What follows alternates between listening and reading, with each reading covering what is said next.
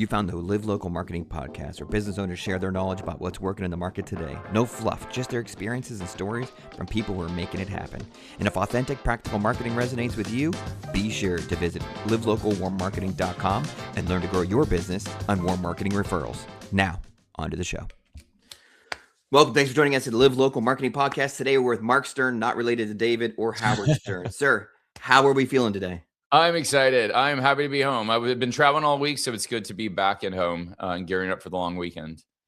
That's wonderful. All right, sir, let's do a little bit of background about Mark. He's an extensive expertise in strategic acumen were showcased in Joey Coleman's renowned book, Never Lose an Employee Again. He's a former top-rated strategy consultant at Deloitte Consulting. He holds a distinguished MBA at Duke University, Coach K. Furthermore, his role as member of South by Southwest and recognition at Forbes' Next 1,000 Entrepreneurs exemplifies commitment to excellence. And we're going to pick his brain today. Are you ready, sir? I'm ready. I'm excited. Billy, thank you for having me. Absolutely. This will be a good one. All right. Talk to us about your very first win as an entrepreneur. Yeah. Okay. This is such a great question. And the nature of my business is we love physical products and help physical products and really take the customer experience to the next level. When COVID happened, and you're still like, I had a different business that I was playing with because I was a corporate junkie for years. But I had this concept that because everyone was at home, can I leverage a physical product as a unifying mechanism of people? And people were doing these virtual socials on Zoom. Yeah. And so I had this simple idea, since we're in physical products, that I went and I designed this myself on Packlane, which is a site to print up packaging, and had this idea of what's called virtual social box. This box is incredibly ugly, but this is literally the prototype. It cost me, I think, under $5 to get a bunch of these printed. And I've never taken these to market, but I literally just wanted the box and I took pictures. And the whole idea is there's a coffee mug, wine glass or rocks glass inside. And that's a unifying mechanism while these people are on these virtual socials and they can have this. But I wanted to validate it. So it cost me less than $5 to do this in a post on Facebook, and just asked, here's a concept that I'm bringing to the market. If you're doing these, I'm looking for 10 founding members. And that's key to put the urgency and the scarcity to help me launch and test out, is there a product here before it even existed? And that simple post helped me generate $25,000, which paid for a software platform we built out with QR codes. It paid for the product itself. But it was a powerful way to validate a concept to the market by spending only $5. And I designed this on PowerPoint. I literally designed it on PowerPoint and uploaded it. But it was just such a cool way for the market to validate a concept without me spending really any money. We're going to stop and let the audience Google PowerPoint, just in case, though, they've been so long that it's PowerPoint. What the heck? Yeah, it's been a minute since it's very popular. And I joke and say PowerPoint's my love language. Like when you work for a consulting firm, you have to become a power user of PowerPoint. And now as an entrepreneur and AI and technology, it's such a thing. Now it's all called slide decks. We're all doing decks, and all the cool kids call them decks. Yeah, we're doing decks. Same idea, same thing. As an entrepreneur, what would you consider to be your best habit? A quick break before we get to that next answer, because I know that answer is going to be brilliant, which is why I chose this moment to interrupt. If you love what you're seeing and you want to run your business off of warm marketing referrals, visit our website, livelocalwarmmarketing.com. It's got valuable resources, office hours, memberships, the book, an array of resources to help you get rid of cold calls, cold leads, door knocking, and run a business you can be proud of through referrals and warm marketing. Now, back to the show. This is such a great question, and it has evolved. But as an entrepreneur, it has taken me until really I joke about my midlife crisis, going from 39 to 40, jumping into my 40s. But I think really, if you ever find yourself stuck in your business, shift your focus to body and self, because this is your foundation. And so I used to, during COVID, I got up to 250 pounds. Now I'm down to about 160, 165. Ooh. But for any entrepreneur, what I found in the journey of just the weight loss and really balancing out and getting my health in check, it actually skyrocketed the business. So if I said your life is broken up into 3 buckets, personal, which is your love and relationships, Self, which is your body, mindset, nutrition, sleep, relaxation, fitness, and business or professional, how you make money, your career, they're all interconnected, personal, professional, and self. And so if you find yourself struggling on business or in the relationships, go back to your foundation, because the more that you really can solidify foundation. So from a habit standpoint, and I'll tell you this, I thought I knew how to be healthy. I've Yeah. navigated and was Yeah. like, I know how to be healthy, go exercise. I had no idea, no idea how to be healthy. I had to ask for help. But now what I found from a habiting standpoint is just going to the gym and working out, or finding a meditation practice for me has been the best godsend, especially in terms of its impact on business, because it's helped me get more clear, more focused, more confident. And when I started to really prioritize me, the impact on my relationships and the impact on my business was significant. So that's what I'll say is, to me, one of the most powerful habits. And I'm sure that's a ever evolving. Oh, At what point did you like sit down and say, all right, what was the moment of realization? 3 buckets. What, because when you're 25, that there's no way you had that yeah. foresight, right? What point was like the realization? Yeah, I read an article that said the average human in the US lives to 78. And when I Wow. read that article when I was 39, you're literally at the midpoint of life. And so based on that. And so when I Yeah, did that, it got it. literally sent me into and people say it's a, midlife experience or blah, blah, blah. No, it was a midlife crisis in the sense of like, because I looked it up. I used to joke about it, but I looked it up, and the definition was a transformation of confidence and identity, and it Yeah. typically happens at your mid years. Like when I read that definition, I was like, no, this actually, if that's the definition of a midlife crisis, that's exactly what I was Yeah, what it experiencing. was. And so really that was it, because like when you look at this, going, half my life is done, and now I'm entering this other. And I'd like to reject the belief of, I'll only live to 78. I believe I'll live longer than 78 if I take care of myself. But Yes. looking at that as a nationwide average, it was one of those moments of like, life is going. And the older you get, life Yeah. just seems to pick up and go faster. And so that was kind of what was like, okay, Mark, For I sure. was afraid that I'd find out I have diabetes or high blood pressure or high Yeah. cholesterol and all these things I could have done something about. I chose not to. So that was really the wake up call for me. Got it. That makes complete sense. All right. So Yeah. we're gonna shift gears a little bit into something more positive. So we're Yeah. gonna go into right now. It Right now. is positive. I got to a It positive. is. You're right. I'm You're right. kidding. It is. You're I'm right. kidding. Your health and your well-being definitely positive. Yeah. Um, of all the strategies and marketing that you're doing right now with your clients, what is your favorite of all the strategies at the moment? I mean, the most powerful thing is everyone is in this age of AI that we're deep into, and AI is so powerful and Yeah. it's here to stay. But what you're seeing with the rise of AI is the rise of digital distrust. And so people are Oh, not thinking about, so like, and when I say digital distrust, like how many times have you seen a Facebook reel or a yeah. message or something Yeah. and you're like, is this real? Is Like, this no. AI? Yeah. Even videos, which you're like, oh my goodness, is this just clickbait? But like you get me. And I'm like, oh my God, I can't believe oh no, that's not real. So Yeah. the power of physical, and this is what to me, it's so incredible. Having a physical product that is an extension. When I say physical, I don't mean like swag box. We joke and say swag means stuff without a goal. It's about truly getting into the customer experience or how you're delivering, whether you're a local market business or you have a nationwide or a global presence. But to take your genius, your frameworks, and create the pathway that guides people to the result, to build a physical product around you, it opens up a whole nother realm of how you can show up and serve your clients and get them results faster. And so that's the part that I love with clients, is when I sit down and we do a lot of due diligence to really understand. I think that that's a responsibility of like a Yeah. service provider is, do you understand are you just showing up and giving advice? Or are you actually listening and diagnosing what's going on in their business?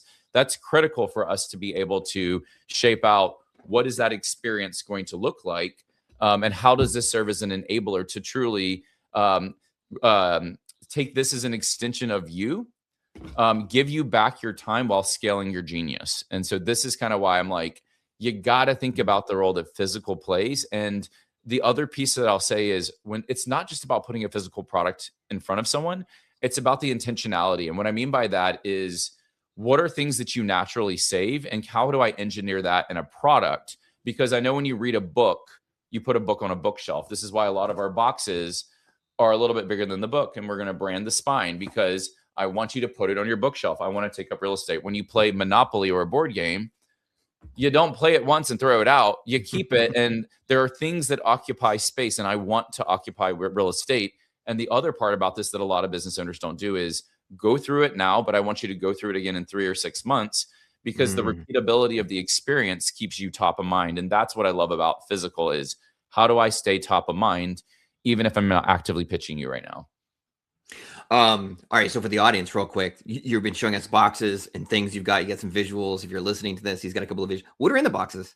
Yeah, it's a great question. So there is any box experience. What you always anchor on is what is the outcome or the success. So if you sell a product or service, there's some result at the end. And so you anchor on that. And then we back up and say, now that I know what success looks like or what the outcome. So it's like you hired me to do a service or to coach you or whatever that may be. How do I start to engineer that? So in a typical box, what we like to see is a welcome note just to anchor the what and the why, a getting started guide. So this is something that really just guides people through the journey that they're about to embark on with you. It also should seed your universe, because people don't do a good job saying, you bought this thing for me, but oh, by the way, I can also help you in these other ways. I'm not pitching you. I'm just planting seeds so you know that this exists. So welcome note, getting started guide. We like to have what we call a journey map. It's a one-pager, very high-level overview that shows the high-level process that they're about to go through. It doesn't go too deep into the mechanics of each phase or each stage of the process, but it shows them that they're about to go on a pathway. And as they navigate through that journey, you're one step closer to the outcome. And then the other things that we include are whatever tools and resources they need. And so if, I'm holding one that's someone who teaches people, this is a box set that we build that I'm holding up for those listening, but it's a box set for a woman who teaches people how to build and scale their home cleaning business to $1 million. And we built the workbooks, the box set, all the tools that they need to guide them step by step. So that's typically how we look at it is, don't make your people run out and get supplies. Don't assume they're going to print out anything. Just put it in the box so everything is ready to go. And all they need to do is interact with you, whether it's local, virtual, in person, whatever it may be. They have a step-by-step guide to guide them through that outcome. Okay, so there's clearly, you get the physical space, and it's clearly taking you through the journey. You're definitely a storyteller. I'm putting all this stuff together. So aside from the physical, we have video. How are you utilizing the visual, the video in collaboration with the storytelling and the physical? Bill, you're going to kill me. I am. Video is everything. And we need to do a better job because we are so visual. So it's the one thing that is a massive strategy for us this year, because, I've been so heads down, just building and growing the business. But the reality is, because of the nature of the business that we have, we need to be showing off and really guiding people on how to leverage physical. So being a physical product, the look and feel is everything. Experience is seen through the senses. The sense of sight is such a powerful sense. We buy with our eyes. And so we're not doing a good job on it. But this is one of the things that is absolutely, and we just acquired another business, another brand that's coming into our world. And again, everything about it is visual. And so we need to do a better job. It's coming for us, but it's something that YouTube is such a powerful channel. I was just in Mastermind, and one of the core messages is the clicks, the leads, everything through the YouTube channel is significantly more cost effective than a Facebook or a Meta. And so this is why all of us need to be thinking about actively, how are you leveraging video as a strategy? All right. So let's say 90 days from now, you got all your video is clicking, it's going well. What does it look like? Yeah, it's a great question. What I wanted to do for us, just the world that we live in, I need video to serve as an education, because the nature of the business that we're in, you're kind of in this position that, like, I can say, I hear what you're doing and I know exactly how I'd shape that box experience. The problem with the word like box experience is nobody knows what that means. And so I'm very good at being like, once you know what it means, you get it. The visual aspect of guiding someone and then getting them to dream and think. The second they see it and the second they hold one of our products, the question that they ask themselves is, how do I do this for me? And in that sense, that's what video needs to achieve for us, is accelerating the learning curve so people get what it is, have a vernacular one so they know to ask for it. And I'll use one other example. I was talking with Russell Brunson. I don't know if you're familiar with Russell. He had a platform called ClickFunnels. And I asked him, like, what was the thing that changed the needle? Because he kept on pushing the perfect webinar. Nobody knew what the perfect webinar was. But when he wrote .com Secrets and introduced the perfect webinar, all of a sudden people are now asking for the perfect webinar because he framed it, he shaped it, he told the story in the way that people say, you gave me the vernacular and you helped me understand and diagnose what I need. And it's the perfect webinar. I need to do the same thing with the box experiences or the products that we create with clients. Yeah, and I can picture the quality content that's right at your doorstep right now. I can see the people unboxing stuff. I can picture all the journey they're going through. Like, oh, that's gonna be good. 90 days, man. I'm checking back in. Yeah, check, please do. And I will just say, when a box drops for a client and they get it in their hand or see it in their customer's hands, it's my favorite thing because you're seeing your genius like in physical form and seeing people interact with it. I just love it. That lights me up every time. You have so many visual content on the way. All right, so let's shift gears. We're shifting gears. We're doing branding. So when we talk about branding, how did you decide what your brand is going to be? Oh my goodness. Branding is another part of identity. And so with any client, if you do not have a clear brand identity, I cannot build an experience. And the reason for that is if you get to building it out and it changes or you're still figuring out look and feel, all these pieces that we're bringing to life have to be reworked. And so we, for our clients, as part of our process at the beginning of the process, we'll take you through a brand identity session because branding is everything. The same thing for our branding, how we think about our branding, because we branded and rebranded just based on how the business has evolved. Part of it is just anchoring on what's the essence, the look and the feel that people have. And then part of it's the identity that I want when people see one of our boxes in market, they know it's a custom box agency box. They know that Mark Stern was involved in some capacity because they know the stylings. And so for us, I came from corporate America. I came from a world that, is it client ready was the term. Is it client, like it's good enough that we could show it. We could probably put it in front of a client. Whereas the online digital marketing realm was very heavy on launch imperfectly.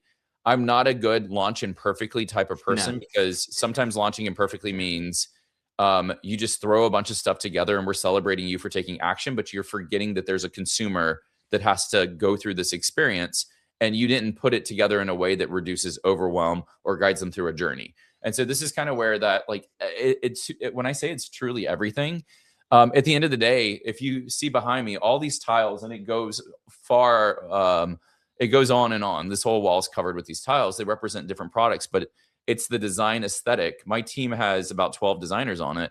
Designing is everything to us because I don't want to ever put sloppy out to market, especially with physical products when they go to print. It's not like a PDF where you just upload a new PDF. And you have to reprint if you need to rework anything. So you just got to make sure everything is ready to go to be at that state. So that's why. But branding to me is, people say that we are a design agency and in addition to being a box agency, just because that design element is so important. It has to be, or else, all connects. Circle of life, all connects. Yes. Your favorite use of AI right now? The one that I'm playing with right now, that is literally, this is hot off the presses this past week, is Replit. Have you played with Replit yet? No, but I will after this. Replit is a tool to help you build out software. And I am not a software developer. I am not a coder. But what's so amazing is you can build software and apps for pennies on the dollar by just asking it a couple of prompts. And so the recommendation I would give for anyone who wants to play with it is start with ChatGPT and describe the website or the product you want to build out. One of the things that I've been playing with is, because we're in physical products and we build a lot of card decks. We have a lot of products that have custom card decks. And when I say card decks, it could be trading cards, sports cards. It could be Oracle decks. It could be affirmation decks. It could be games. It could be team alignment, strategy, prompt, any form of a card, flashcards. And so I wanted to build a software platform that would help people easily build out a physical product. And then they can do it in a builder and then send it to us. And we can, as like an entry and fast to market option, get it produced and manufactured. And we have a warehouse in Austin, Texas to ship out the product on your behalf. Replit literally built me a card builder, which was insane. But I started with ChatGPT describing what I wanted and said, I'm doing this in Replit. And it wrote all the prompts for me. And I literally took the prompts and just pasted one at a time into Replit. And it built literally this multifaceted website card builder that I would have paid tens, if not hundreds of thousands of dollars for someone to design. And my cost with all the development, I think I've only spent $60, and I was just showing my team it, and we were playing with it, and it was generating images and content and everything. It's insane though, from an AI standpoint, just to see you don't need a software developer anymore. You can develop your own software, even if you don't know coding. So Replit is what I would tell people to check it out, play with it. Check it out. Okay, before we're moving on to your business here in a second. So the last one is going to be talking about confidence. You've been through a lot. I mean, you started with a big business in corporate America, and then you made a decision to be out on your own. How did that work in regards to confidence? From, it's a big step going from corporate America and that paycheck to running your own spiel. Like, how did that look for you? How'd you build that confidence to do that? You know what? I love that you asked this question because this has been such a hot topic for me over the last year. And what I'll anchor on is when you're in corporate America, you're hired into a bracket, meaning whatever role you're hired into, they have a salary bracket, a low and a high range. They have the roles and responsibilities. But like when you are a high performer, you're really just a high performer in your bracket. And the problem with brackets is you truly don't know how good you are. You're only good relative to the company and the bracket you've been hired into. When you become an entrepreneur, the ceiling is gone. And so when things hold you back, you quickly realize that the only thing that's holding you back is yourself. And so that was my biggest challenge. Was I always consider myself a high performer in corporate. When I left and became an entrepreneur, I did lose confidence because it's two different games. The way it plays, I always use the example of corporate versus entrepreneurship is like checkers versus chess. The game board looks the same. The rules are completely different. So I had to learn how to play a new game to build new confidence. And then everything that you've done before. So when people are like, oh, I have to throw out what I've done to date to embark. No, you never throw out. That's your competitive edge. And so that was a big thing for me. From a confidence standpoint, it was just playing with an idea and introducing it and seeing people's reactions and validation that started to build confidence. And then the other thing that I had to realize is, let's just say on a simple scale, on a scale of 1 to 5, if I was like, you know what, I'm not great at sales, I'm a 2 at sales, but I'm a 5 at delivery. Yeah. And I may meet someone else who's like, sales is my jam, I'm a 5 at sales. Well, the reality is a 5 for someone else may be my 1. Yeah. And having that measure and bar of like not trusting myself, that has been a big shift for me to say, no, Mark, you're not bad at sales. You're not bad at marketing.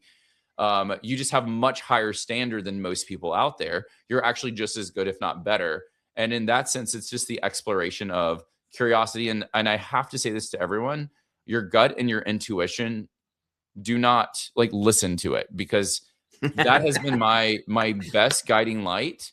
Because there's been times that I'm like, oh, you're the expert, I should just do what you say. And then it just tanked and it didn't work. And then I should have just done the thing that I knew I should have done.